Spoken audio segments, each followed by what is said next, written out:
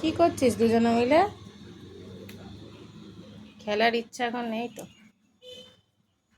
বাবা, কি করে করে বেড়াচ্ছে, কি করে করে বেড়াচ্ছে এরা। ঘরে চ, ঘরে চ, আমি চলে যাচ্ছি। বাবা, তোর আবার হাই উঠছে তো। চলে গেলাম মোমো। কি করবি, কি করবি?